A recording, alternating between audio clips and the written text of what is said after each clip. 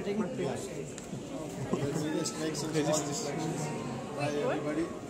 Paragon Publishing, like you all know, is the world's largest illustrated books publisher. So we have generally been publishing a lot of children books and also coffee table and cookery books and all that.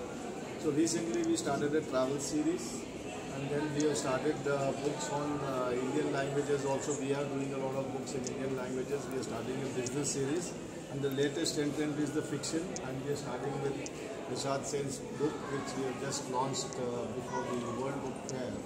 So we are sure that it will take us to a new heights, this new expansion that we are doing. And if he's going to write more, we are sure we will publish more of that.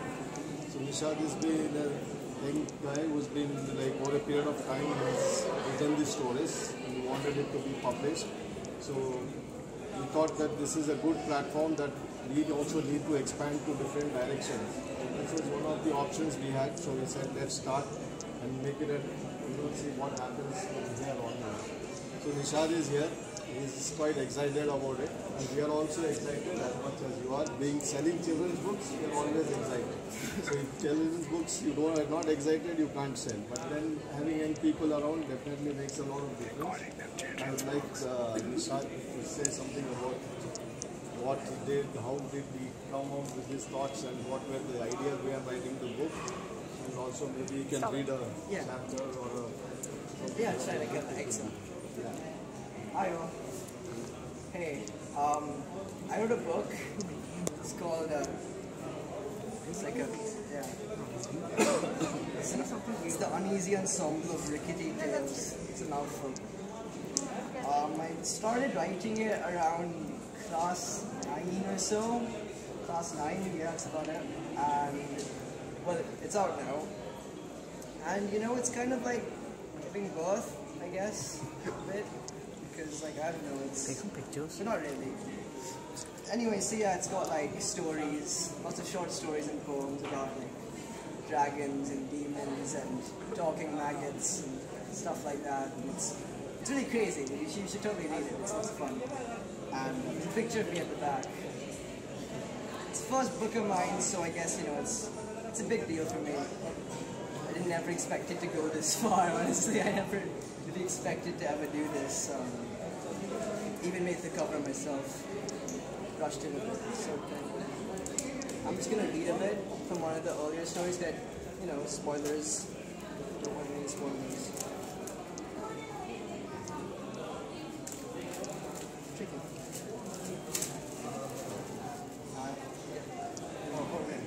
Thanks. Alright, so I'm just going to read this one story which I had a lot of fun writing, so I thought I might as well. So the first, it's called In the Land of Old Nick. So, geez, hello there, was the first thing he heard, his eyes still half closed. Hello, he replied groggily. You look like you've been beaten to death with a club. I can't remember. Of course you can't. I was just guessing. Where exactly am I? Exactly? Ah, yes, welcome to hell. So I'm dead then? Oh yeah, well, most definitely. And I think it's time you met old Nick. He felt himself being hoisted up by a chain and rested on a platform of warm stone. When he opened his eyes, he was sitting behind a rather tall figure with reddish skin and 2 curling horns atop his head. His face was like a goat, as were his legs with hooves instead of feet. A long black tail curled from behind. This must be old Nick. Welcome, friend. His voice was deep and velvety. Morning. Ah, but there are no mornings down here, little one. Only endless nights, riddled with the screams of 1,000,000 sinners. Oh, I surmise that you already have a second pair of arms. He surmised himself. It was true. He now had 4 scrawny arms, 2 of which were bone white and studded with spines at the elbows. Old Nick sighed. Well, let me get this over with. I dub you Arthur Plura, the multi-jointed one. You know, technically we all have multiple joints. Oh, shut up! I'm running out of names. Do you know how many occupants I have here in hell? Not really. Very well. So, Here in my realm, we promote cooperation and the easy way out. So I do hope you will willingly join the other fledglings in the sulfur fields. And if I don't, in an instant Arthur found himself in the sulfur fields, or rather he was huddled there by a bunch of elephant-sized brutes. The air itself burned, and for the first time Arthur noticed where he was. There were mountains bubbling with viscous-looking liquid. Viscous, is that how you pronounce it? There were plains of endless volcanic rock, fuming with poisonous liquid. There were tall buildings peppered with lit windows. The sky was black with huge red clouds floating ominously. And there was something else. A rather small hole in the sky, through which light streamed in. If you look closely, you could occasionally see something dropping in from it. A fresh soul for hell to punish. I'll stop it right there, because I'd, leave them laughing. It's much longer than that, actually. And there's like a good number of stories, illustrations, and stuff. Read out one of the poems, because that was shorter. Right. I'll read out one of the poems, if you don't mind. This won't take very long, I swear. So, I'm just going to read out a small one right now. Give me 1 second. Alright. I am going to read out this little one. Wait, hold on, that's the wrong one. Excuse me a second, this is a bit embarrassing.